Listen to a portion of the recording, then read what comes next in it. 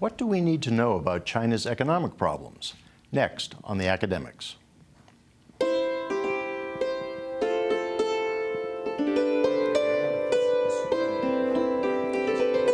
want that chair in my house.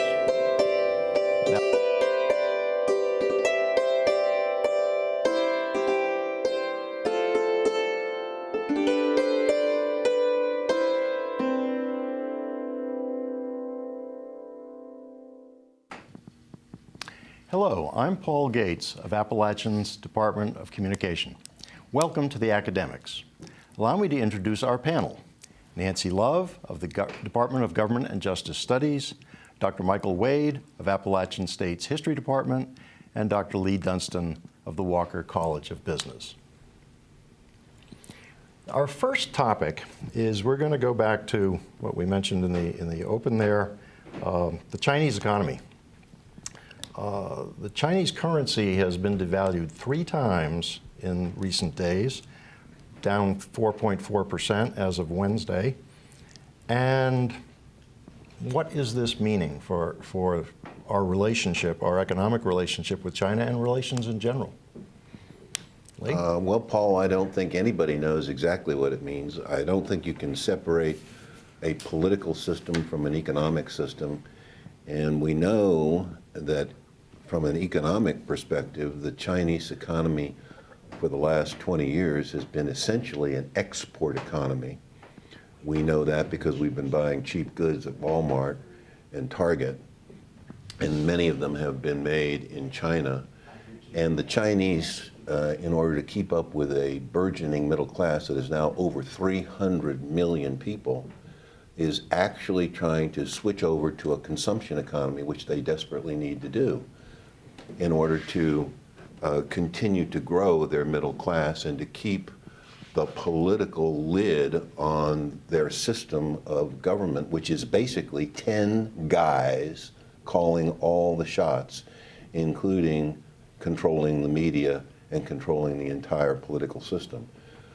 I have always thought that in this ferment associated with trying to change their economy so that it could work better, that in the end, it was going to take a tremendous toll on the political system that they have chosen to live with. And they're either going to have to figure out a way to diversify the way in which power is exerted and control is exerted in that system, or else the economy and the political system will begin to shatter. They are terribly bright people. They are patient people.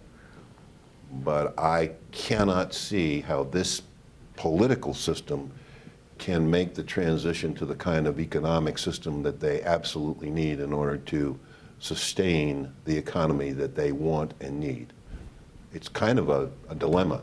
And we may end up being, unfortunately, partially the victims of their inability to get it done. I really share that concern. We have not yet seen an example of state capitalism communist style. We've seen state capitalism fascist style in Nazi Germany, but we don't know what political and economic relationships the Chinese are capable of developing given the current crisis. And then the global implications, we may experience a global deflationary shock because Western capitalist democracies, and I'll put democracy in quotes in this context, don't have buffers against those deflated imports arriving on our shores for our citizens to consume. So it's a form of currency manipulation on a global scale happening through consumer products. I see it a little differently. I don't disagree. Good. But, I'm glad you see it differently. The problem that China is experiencing right now is political, but it's not. Its cause is not politics. China arrived at industrialization, at economic modernity, just as all the bad news about the costs of industrialization began to arrive. They're too late. And I think what we're going to start to see, this may be the beginning of it, is that the Chinese experiment's going to begin to disintegrate. But it's not going to be so much about their political system. I'm not saying you are, but Americans are prone to imagine that there's some sort of magic in our version of democracy. Yeah, I don't assume that. And I don't think that's true at all.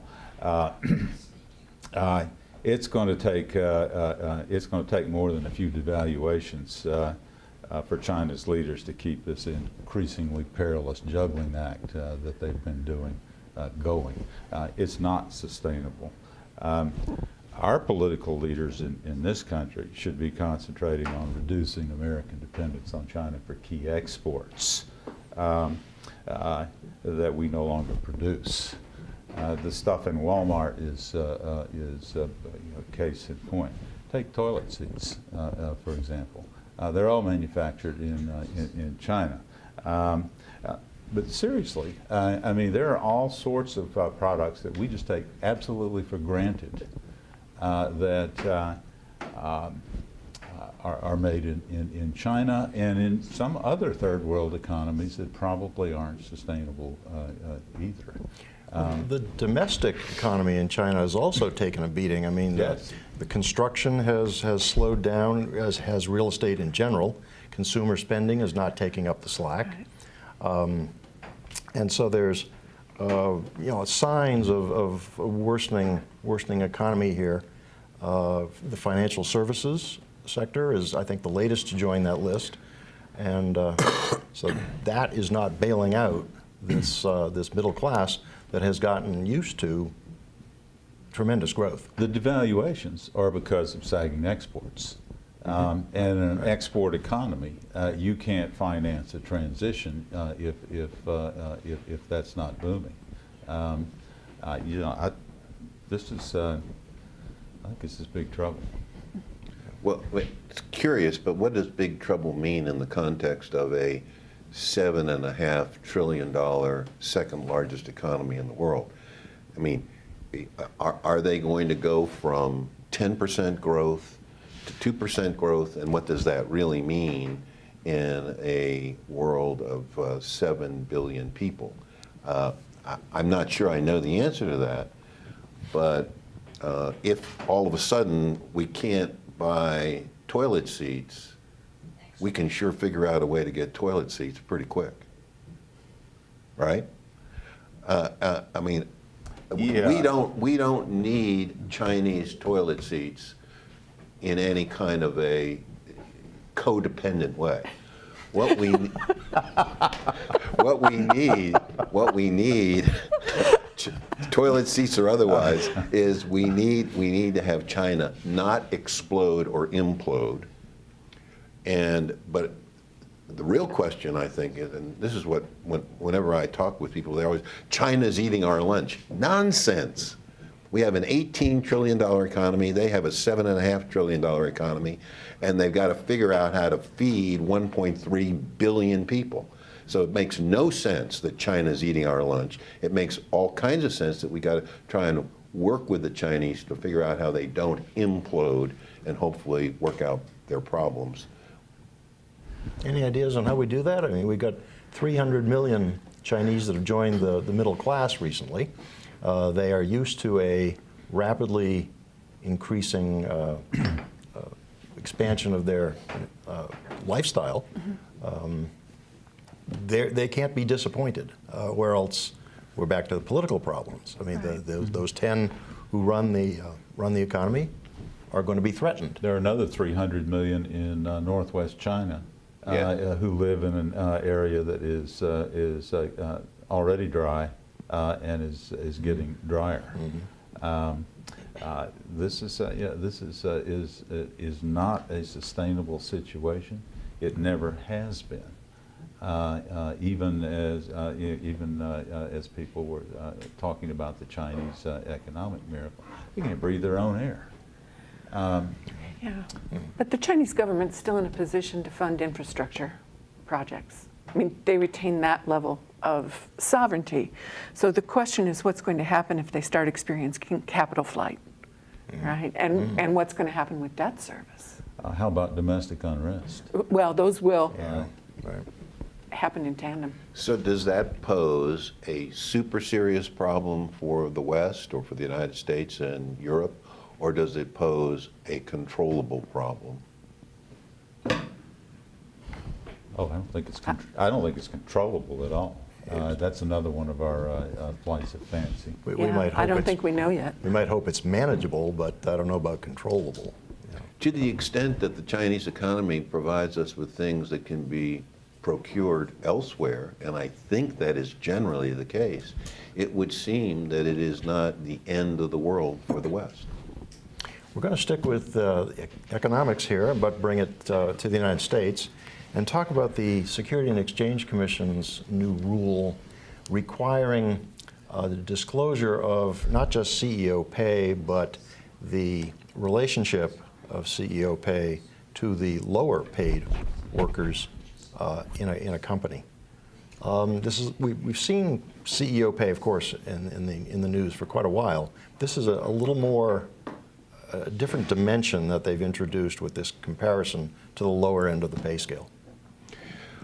What's so interesting about this is when you hear the people that oppose this idea, oppose this regulation of publishing, having the public corporations public the ratio between the median income of a worker with the corporation, the ratio of that to the CEO's pay, you have this tremendous pushback from corporate America and their lobbyists and their shills. And the question is, excuse me, this is not regulating corporate CEO pay. Nobody is saying, this SEC is not pretending to regulate corporate CEO. What they're saying is the world needs to know, and your shareholders need to know, what the ratio is. This is about transparency. And I think they give away the game when they oppose transparency. Yeah, they're highlighting in this rule the lower end of the pay scale. I mean, CEO pay has been disclosed. I mean, it's pretty routine now for publicly traded companies to have ballot questions for annual meetings on, say on pay, as an advisory indication from the shareholders, certainly not binding. It's only when we look at the comparison, the ratio, as Lee says, that they get nervous and they oppose it. It's evidence, and I think this is one of the things that bothers them, of the sort of class warfare that's been going on for 30 or 40 years now. They're not the causes of it necessarily, CEOs, but they most certainly are the beneficiaries, and they don't want people to know how much. I've always thought, back in 2000 when Al Gore was running against George Bush, Gore talked about things like this just a bit, and the need for equity, and there's certainly an issue of equity in this. And Bush's reply, this was one of the debates, you're talking about class warfare. And Gore retreated, and I wanted him to say, "You're damn right I am. Let's talk about the reality of class warfare." The disparity in pay is up as much as 1,000% over the last 4 decades. I mean, it's been an enormous gulf created. There's also matters of value and proportion.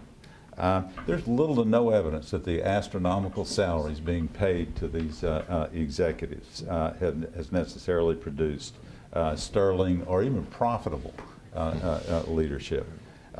As for ethics, how about the example of the role of Charlotte-based Bank of America in the financial collapse of 2008, for example? How's that for leadership? And finally, executive pay reeks of excess. Hey, how much is enough, after all? Does a bank executive really need half a dozen multi-million-dollar houses? And you can see them for sale every now and then in the Charlotte Observer. I'm waiting to see whether investors care, right? Will this make a significant difference in interest in investing in these companies. I think they're worried about the public.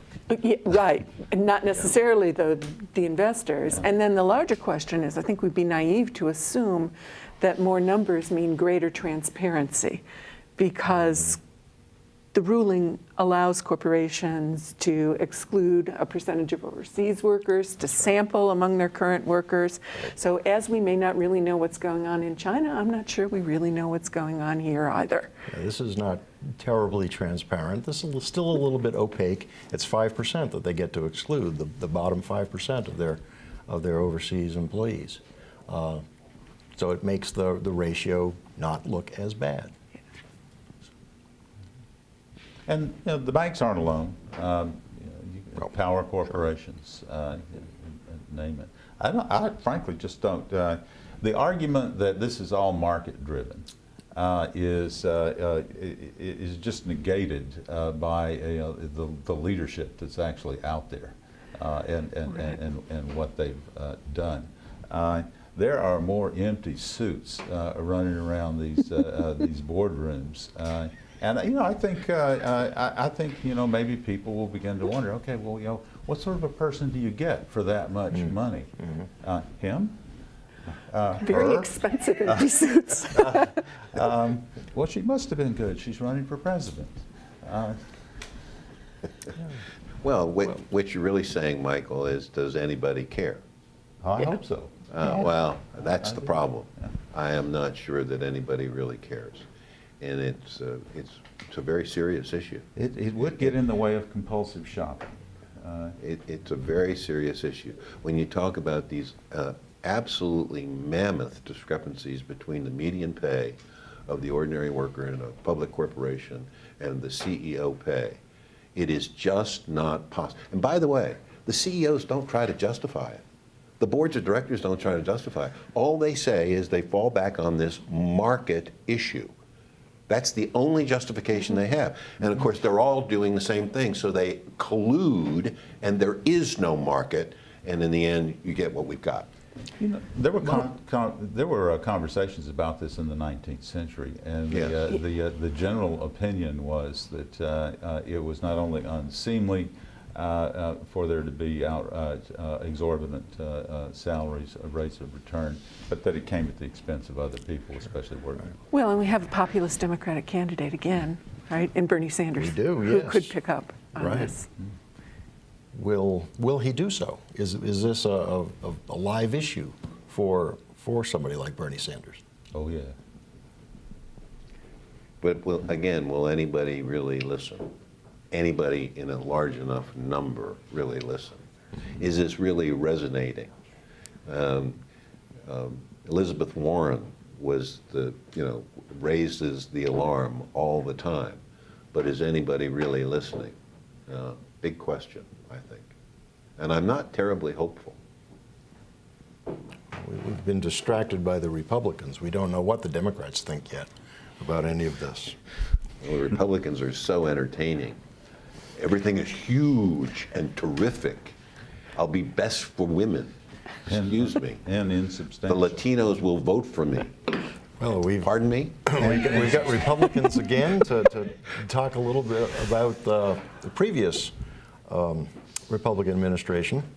The Bush Doctrine may be back. There was an op-ed in the Washington Post a couple of days ago that pointed out that Republicans these days, not just presidential candidates, but other Republicans, are talking up the Bush Doctrine and how we should return to it. Thoughts on that? Yeah, Mike? The facts offered by Jeb Bush are bogus. The logic is dishonest, and the motives are detestable. Two Bushes, Tell us what you really think, Mike. Detestable? I like that. absolutely. Like, Two Bushes, three wars, the prospect of a fourth, big windfalls for militarists, war profiteers, chicken hawks, and other friends of these administrations at the taxpayers' expense to the tune of trillions of dollars added to the national don't debt. forget about the gallons and of blood. No, that's a good point. And now a third Bush, beginning to sound as maliciously goofy and irresponsible as his brother, is offering more. Even Texans ought to conclude that they've enjoyed about as much of this as they could stand. And the Bush family, it's time for the Bush family and their cronies to stand down from the public trough. I also think it's time for the American public to stop thinking in terms of friends and enemies and become more subtle in its understanding of foreign and domestic policy. As long as we're stigmatizing and stereotyping radical Islamic terrorists, right, which is Bush doctrine, we're not able to engage with moderate Muslims. We're not able to address problems with domestic terrorism in the U.S. We've got a foreign other that allows us to deflect a whole lot of other really pressing problems. Well, you know, all these things that the Bush doctrine plays up certainly appeals to the base. How far beyond the base would this go, or does this go? I mean, does the American public have the appetite for additional military adventurism?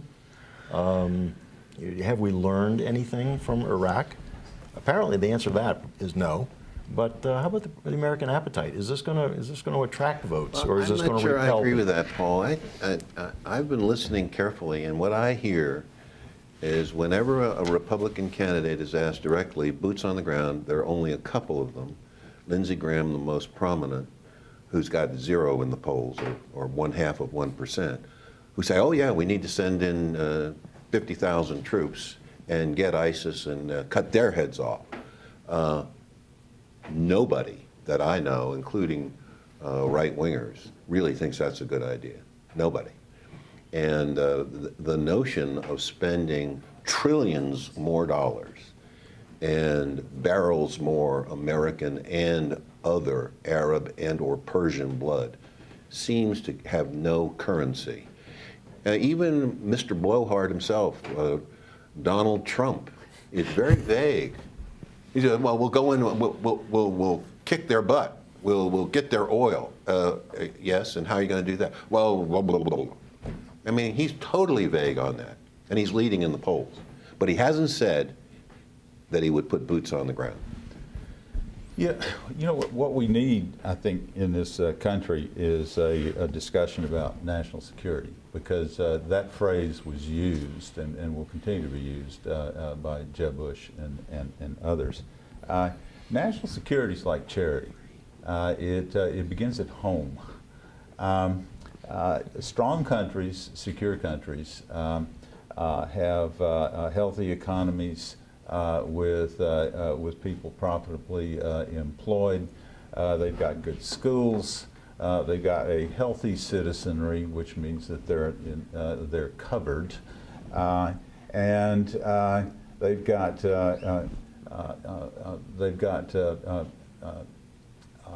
a level of independence with regard to energy and things that they need. They produce what they need.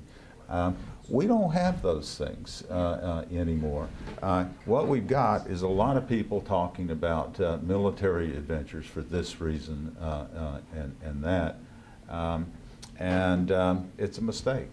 We need a conversation about what would make this country ready for the rest of this century.